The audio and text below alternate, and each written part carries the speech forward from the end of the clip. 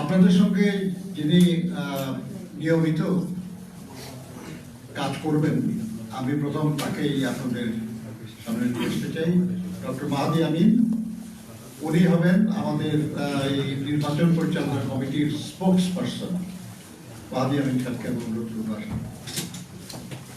আজকে প্রথম দিন বলে আমি একটু আপনাদের সামনে দাঁড়িয়েছি, কিন্তু আসলে প্রতিনিয়ত যোগাযোগটা ওনার সাথেই হবে আপনাদের।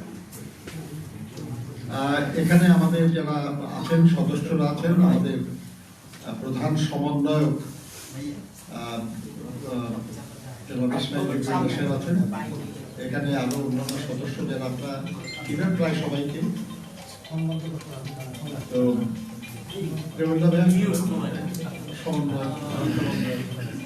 আপনাদের যোগাযোগের ব্যাপারে আপনারা প্রধান সমন্বয়ক সাহেবের সঙ্গে যোগাযোগ করতে পারবেন। তবে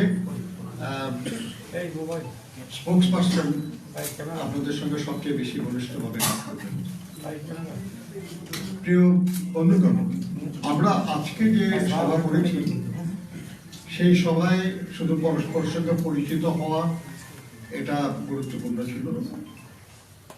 দ্বিতীয় এবং আরো গুরুত্বপূর্ণ যেটা ছিল সেটা হলো যে আমরা এই কমিটিটা কিভাবে আগামী দিনগুলোতে কাজ করব। আমরা এই কমিটিতে এখানে যাদের দেখছেন এরা প্রায় সবাই কোনো না কোনো নির্দিষ্ট বিষয়ে টিম লিডার হিসেবে কাজ করবেন। প্রার্থীদেরকে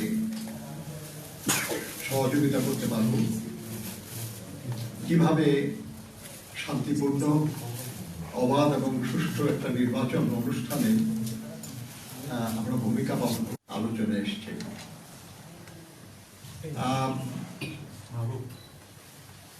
এবং এই বিষয়গুলি অ্যাড্রেস করার জন্য আমাদের যে উপকমিটিগুলি তারা তাদের সংশ্লিষ্ট বিষয়ে কাজ করবেন, আমাদের পরামর্শ দেবেন এবং বরাবর যথাসম্ভব দ্রুত জাতীয় সংসদ নির্বাচনের জন্য দাবি জানিয়েছে। কেউ কেউ অভিযোগ করেন যে নির্বাচন হলেই বিএনপি ক্ষমতায় যাবে, সেই জন্য বিএনপি তাড়াতাড়ি নির্বাচন চায়। সরকারে পরিণত হয়েছিল, সেই সরকারের পতন চেয়েছি, দেশে গণতন্ত্র পুনঃপ্রতিষ্ঠা চেয়েছি। আমরা যে এক দফা দাবির আন্দোলন করছিলাম সেটা ছিল ফ্যাসিস্ট সরকারের পতন এবং নির্দলীয় নিরপেক্ষ সরকারের অধীনে জাতীয় সংসদের নির্বাচন। দলীয় গণতন্ত্র ফিরে পেয়েছি বিএনপির প্রতিষ্ঠাতা শহীদ রাষ্ট্রপতি জিয়াউর রহমানের হাত ধরে। এরপরে এরশাদের সামরিক স্বৈর শাসন, সেটার বিরুদ্ধে সবচেয়ে বেশি মিথ্যা এবং গায়েবী মামলার শিকার হয়েছে বিএনপি এবং তার অঙ্গদলের নেতাকর্মী। তারপরেও রাজপথ থেকে আমরা কখনো, আর সেটা হতে যাচ্ছে ইনশাআল্লাহ আগামী 12ই ফেব্রুয়ারি। এই নির্বাচন আমাদের আন্দোলনের ফসল। দীর্ঘ একটা সরকার পাবে, যে সরকার তাদের কল্যাণের জন্য কাজ করবে। কাজে এই নির্বাচনটা যাতে অবাধ সুস্থ হয়, এই নির্বাচনটা যাতে শান্তিপূর্ণ হয়, আমরা আমাদের যে অংশ সেটা আমাদের সহকর্মীরা আছেন তাদের সবাই নিয়ে সম্মিলিতভাবে আমরা সেটা পালন করার সিদ্ধান্ত নিয়েছি। জনাব তারেক রহমান সাহেব 17 বছর পরে দেশে ফিরে এক বিশাল গণসম্বর্ধনা অনুষ্ঠানে যে বক্তব্য রেখেছেন আপনারা শুনেছেন, সেটা পূর্ণ নির্বাচন অনুষ্ঠানে যে ভূমিকা পালন করা দরকার বিএনপি তাই করবে। আর নির্বাচন পরিচালনা কমিটি সেই লক্ষ্যকে ধারণ করেই তার কাজ করবে। বিএনপি বরাবর অবাধ এবং সুষ্ঠু নির্বাচনের কথা বলেছে। সেজন্যই আমাদের দল এবং দল কর্তৃক গঠিত নির্বাচন পরিচালনা কমিটি অবাধ সুষ্ঠু নির্বাচনের জন্যই কাজ করবে। আমরা এই কাজে আপনাদের সহযোগিতা চাই। আপনারা বরাবর আন্দোলন সংগ্রামে সহযোগিতা করেছেন, আমাদের কথা আপনারা জনগণের কাছে পৌঁছে দিয়েছেন, এখনো আপনারা সেটা করবেন বলে আমরা আশা করি। আপনাদের বিবেক দিয়ে, বুদ্ধি দিয়ে, অভিজ্ঞতা দিয়ে জনগণের আকাঙ্ক্ষা পূরণের জন্য সহযোগিতা করবেন। এদেশের মানুষ মহান মুক্তিযুদ্ধের মাধ্যমে স্বাধীনতা অর্জন করেছে, বারবার গণতন্ত্রের জন্য জীবন দিয়েছে, গুম হয়েছে, খুন হয়েছে, নিপীড়িত হয়েছে, নিগৃহীত হয়েছে, পালিয়ে বেরিয়েছে। আজকে তাদের সবার সামনে একটা চমৎকার সম্ভাবনা। আপনাদের সঙ্গে যোগাযোগ রাখবেন, কথা বলবেন, প্রায় প্রতিদিনই হয়তো আপনাদের সঙ্গে দেখা হবে, কথা হবে। আপনারা যে কোনো ব্যাপারে যোগাযোগের প্রয়োজন হলে তার সাথে আমাদের প্রধান সমন্বয়ক জনাব ইসমাইল জাবিউল্লাহর সঙ্গে এবং বিশেষ করে আমাদের যে সদস্য সচিব অ্যাডভোকেট রুহুল কবির রিজভীর সঙ্গে যোগাযোগ করবেন। সোশ্যাল মিডিয়া নিয়ে কাজ করবেন, যারা ট্রেডিশনাল মিডিয়া, রেডিও, টেলিভিশন নিয়ে কাজ করবেন, তারা আপনাদেরকে যোগাযোগ করবেন। আমাদের কথায় বা কাজে আমরা কিছু গোপন রাখতে চাই না। আমরা মনে করি যে জনগণ সবকিছু জেনে বুঝেই কখনো এমন কৌশল নেয় নাই যেখানে তার মর্যাদা, তার পরিচয় গোপন রাখতে হয়েছে। এখনো হবে না ইনশাআল্লাহ।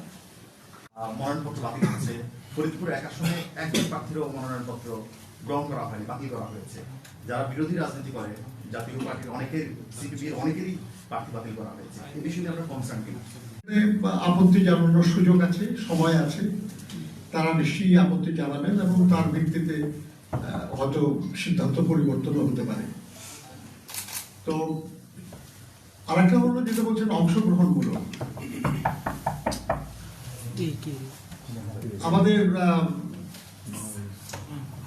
এক সময় যখন বহু রাজনৈতিক দল অংশগ্রহণ, কিছু রাজনৈতিক দল তো আছে যাদের প্রতি জনগণের ক্ষোভ এবং ক্রোধ আছে।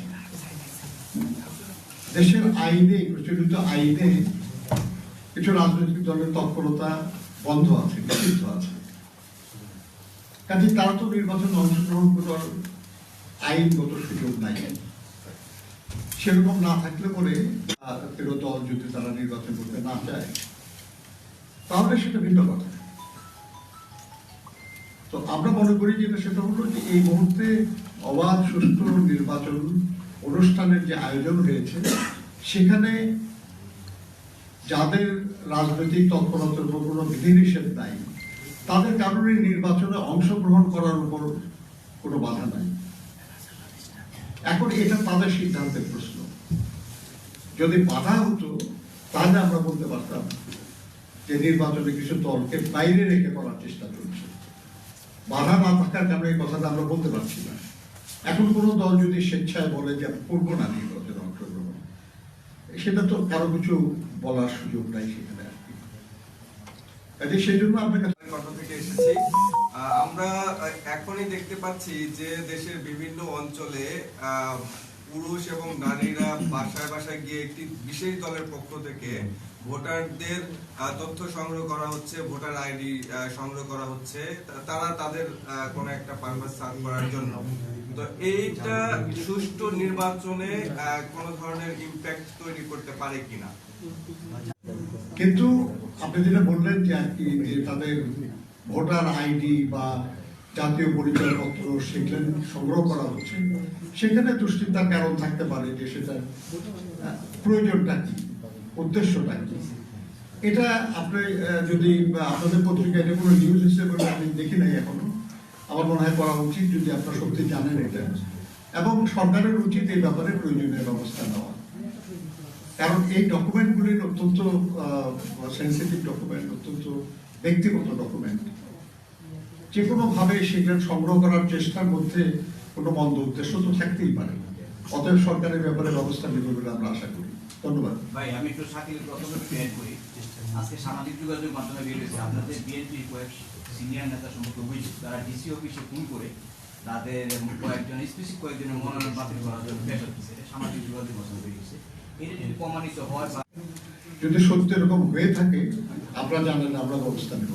আমি যতটুকু জানি যে বিএনপির পক্ষ থেকে কোথাও কোন সরকারি অফিসে কাউকে এই অনুরোধ করা হয় নাই যে অমুকের মনোনয়নপত্র বাতিল করবো। আর বললেই বা তারা করবে কেন? তাদের